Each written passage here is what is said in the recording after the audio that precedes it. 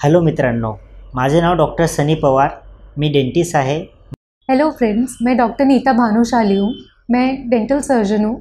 दातांची निगा कशी राखावी? दात हे दिवसातून कमीत कमी 2 वेळेस ब्रश करणे, एक म्हणजे सकाळी उठल्यानंतर व दुसऱ्यांदा झोपण्याच्या अगोदर। ते कारण की माउथवॉश केल्यानंतर तोंडाची दुर्गंधी येण्याचे प्रमाण कमी होऊन जाते।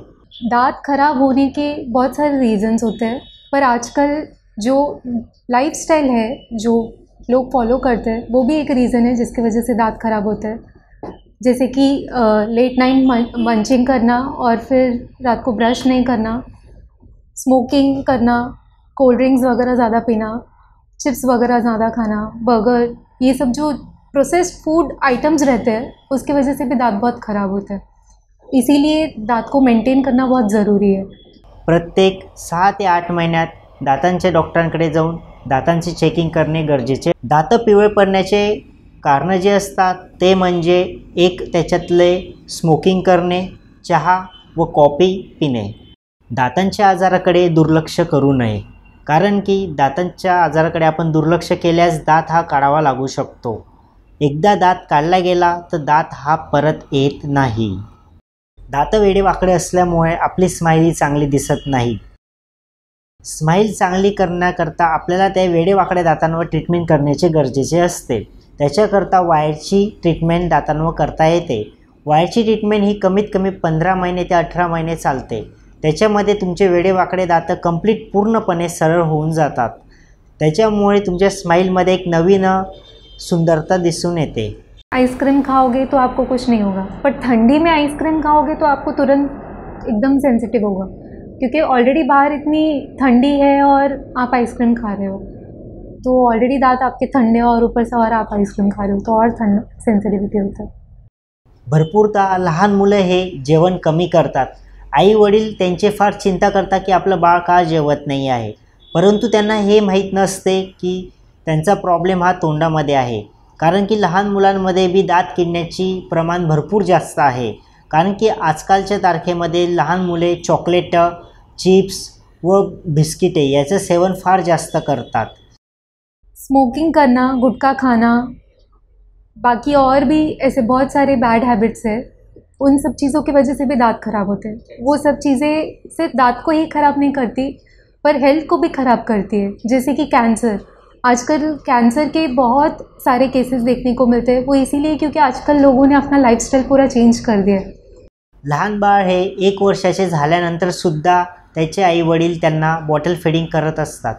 त्याच्यामुळे लहान मुलांचे पुढचे दात हे किडून जातात व दात पुढे येऊन जातात।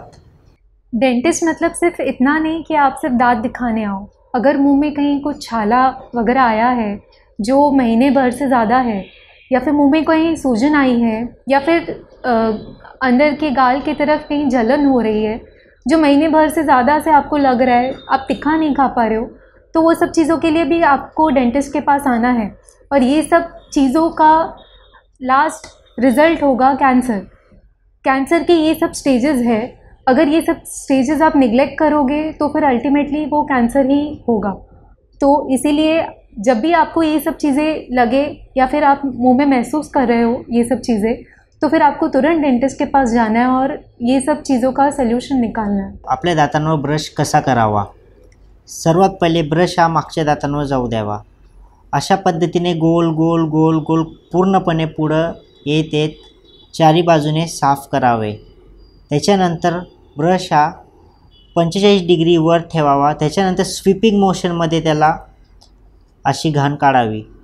हे वरच्या दातांकरता व खालच्या दातांकरता उलटा ब्रश 45 डिग्री ठेवावा व स्वीपिंग मोशनमध्ये खालून वर अशी घाण काढावी व पूर्णपणे घाण साफ झाल्यानंतर कमीत कमी 2 मिनिटं हा ब्रश करणे अनिवार्य आहे। जे लहान बाळ 6 महिन्याच्या आसपास आहेत त्यांच्याकरता आपल्या बोटावर कापूस किंवा गॉस पीस हा लपटून त्याच्या दातांवर रब करावा। त्याच्यानंतर बाळ हे 1 वर्षाच्या वर असेल तर मार्केटमध्ये फिंगर ब्रश हा अवेलेबल आहे, तर फिंगर ब्रशने त्याचे दात आपण साफ करू शकतो।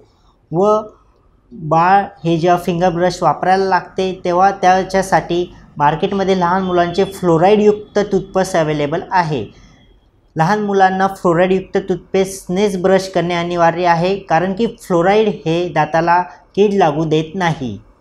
आजकल लोग ऐड पे सेंसिटिविटी के बहुत सारे ऐड्स देखते हैं और वही टूथपेस्ट यूज़ करके फिर डेंटिस्ट के पास आना पसंद नहीं करते, जबकि सेंसिटिविटी के बहुत सारे रीज़न्स होते हैं जो कि ऐड वाले बताते नहीं हैं।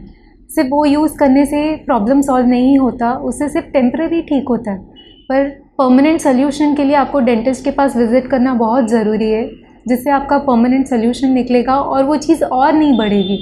दाताला कीड जेव्हा असते तेव्हा आपण त्या कीडला काढून तिथे डेंटल सिमेंट भरणे गरजेचे असते। आपण त्याच्याकडे दुर्लक्ष केल्यास ती कीड वाढत जाऊन नसेपर्यंत पोहोचते। जेव्हा ती कीड नसेपर्यंत पोहोचते तेव्हा आपल्याला त्याच्यावर नसेची ट्रीटमेंट करण्याशिवाय दुसरा उपाय नसतो। माझे क्लिनिक गणेश कॉलनीच्या मेन चौकात रिक्षा स्टॉपजवळ आहे। माझ्या क्लिनिकचे नाव आहे Shri Ekdant dental clinic, implant व लेझर सेंटर।